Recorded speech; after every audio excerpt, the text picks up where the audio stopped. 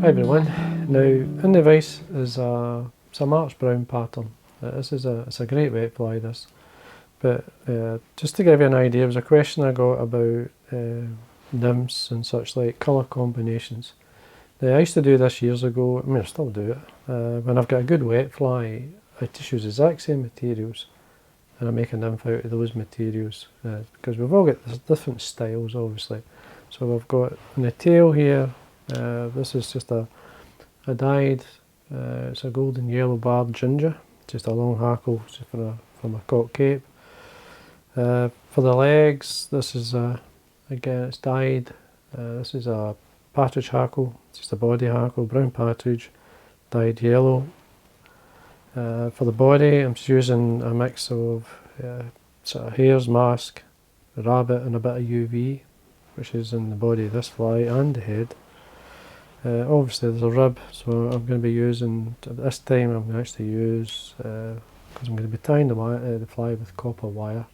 So the only difference is that rib, but basically it's the same fly but tied as a nymph. And the wing is hen pheasant, sorry, which I'm going to be using for the thorax cover. I could use it for the legs as well, but I'm going to stick to the partridge. So anyway, I'll show you how to tie it. It's quite simple. Hook choice, I'm using the exact same size of hook. It's for the March Brown, it's a big fly. You're looking for a size 12. Just put it into the vise. Now I'm using a medium, an all-purpose medium from Full and Mill. Now it is barbed. Now a lot of people say to me, why do I use barbless? Well, I like the style of hook, firstly. So I'll keep buying these hooks if I want, because of that. But if I want to debarb, it's either debarb once I've tied the fly, or if I want to debarb the hook, I can do it in the vise by squeezing it in the jaws, and then becomes a barbless hook. You've got to remember, at one time it was quite hard to get barbless hooks. There wasn't many in the market. There is now, but I still like these hooks, so I'm still using them. Basically, copper wire. This is Veniards. It's an extra fine. You can see there, 0.125 millimeters. It's a fine copper wire. So I'm using that for the weight and to tie the fly. It's a good way of doing it. Now I'm just going to stop about, say, a couple of mil from where I'm starting, a couple of mil from the eye. Wind down. Stop it here, and I'm going to come back up just to build up the thorax a wee bit. Come back down, so we get some sort of taper. And obviously weight, we need the weight in the nymph. For the tail, it's going to use, and you can see here, this dyed yellow barred ginger. Just going to bring it out so the tips have lined up, tear away. You're looking for a tail length round about, say, the body length.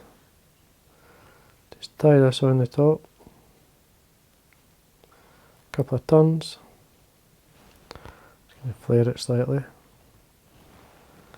I'm going to trim at the length of the body, which is there. Going to get my dubbing. Now you could basically form your body with the copper wire and then change to a thread. But I'm just going to keep it all the wire. And just wind up, dub it on. It dubs just the same. Don't need wax.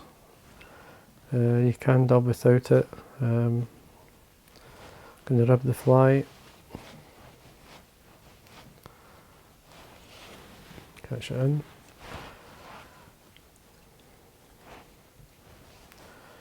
Bend and break away your rib. For the hen pheasant,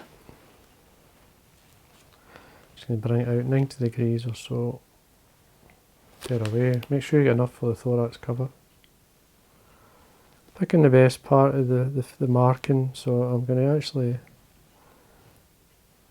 trim it to suit where I want the colour. I want it on the top.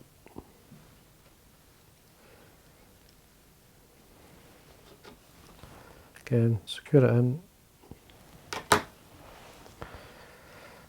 Get some dubbing. Same dubbing I've got in the body, just Slightly dip it on, and now as you can see I'm basically up towards the eye here. Oops. And then I'm just going to work into it. I'll work up the thorax to the hen pheasant and come back down, stretch it out.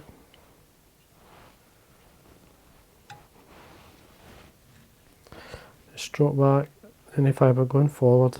You've got a good head length there I mean, I'm going to you can put dubbing in the front, but we've got the partridge hackle here. Now what I'm going to do is just, you could wind a wee hackle, but there's not many. These partridge hackles are, how can I put it, fibre length is quite long, so if you wound one on it would be too long. So I've cut a V into the feather. I'm going to offer it down either side of the thorax. Just hold it really tight to the sides, come round with the copper wire with 2 or 3 turns. And you can see it there. I'm just going to encourage it to sit down.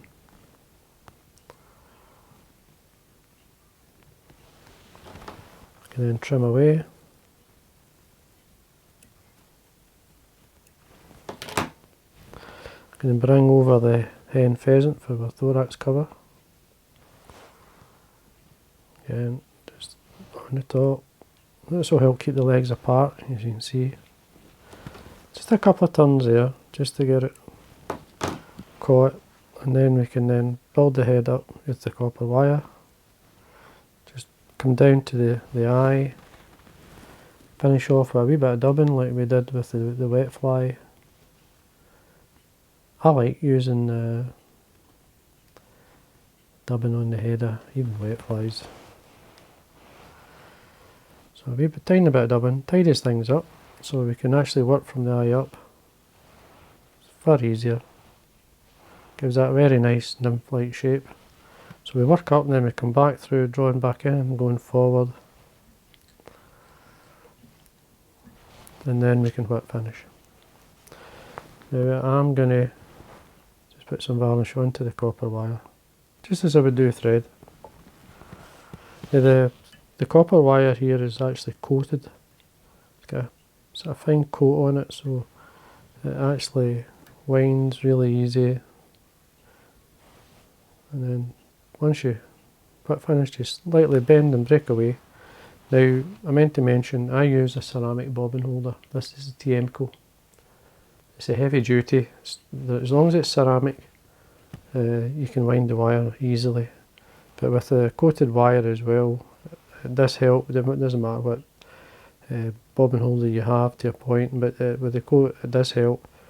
Originally when I used to tie with these wires, there wasn't a coating on them. But you can feel it's nice and smooth. If you run it through your fingers, you'll feel it. So it runs far smoother now than it ever did. Makes it easy to tie it.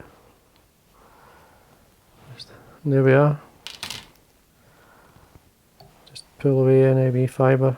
You will have caught one or two. I always catch one or two. Fish don't see them. And there we are. So well, basically it's this fly here made into a nymph. So I'd fish these as a team. I would put the nymph in the point, because obviously you want it deeper. So it will go deeper anyway with the copper wire, and the weight up the line, and it makes a good team in a cast of 2 flies. So there we are. So anyway, it's just a question. There's 2 I get asked about flies. Can you do this? And I say I do it all the time. I've always done it. Taken a good wet fly and made it into a nymph. Had a good colour combination. So anyway, I hope you enjoyed that, and again, thanks for watching.